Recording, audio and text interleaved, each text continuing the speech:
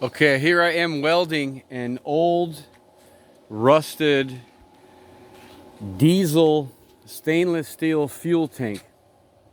Now this thing is about 20 years old, and it was in a boat that had been submerged in salt water, and especially around the bottom of the tank, which is this corner, there are lots of openings, kind of pinhole corroded type of openings.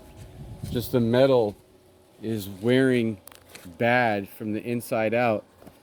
So I was hoping this was going to be easier than it actually is, but I do want to share what I found works best. So if you have a tank like that, you have the option to get inside and weld, which is a difficult angle, but it puts some material on the inside, which is not a bad thing, but it's difficult to get in there, and you definitely want to practice before you start going inside the tank.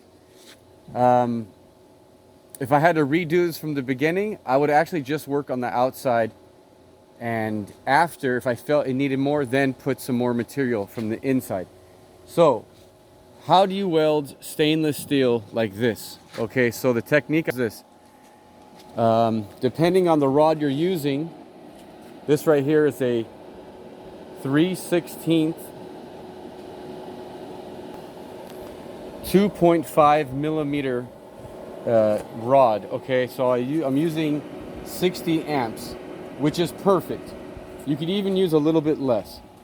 And the way that I'm doing it is that first, to start the rod up, I strike it a few times, like 4 times, just brush it quickly, because 60 amps really isn't a lot of power for this size of material, but stainless steel needs less heat to melt.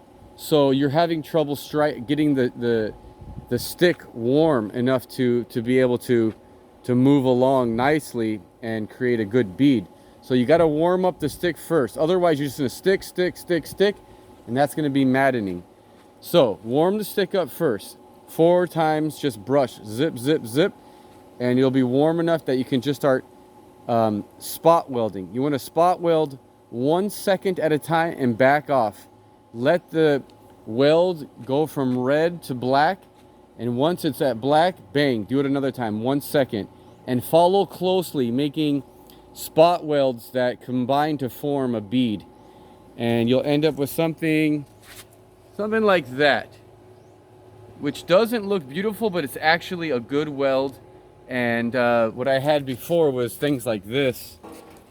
It was and that's even was an improvement from my beginning welds. It was really difficult. So I hope that helps someone out there. Cheers.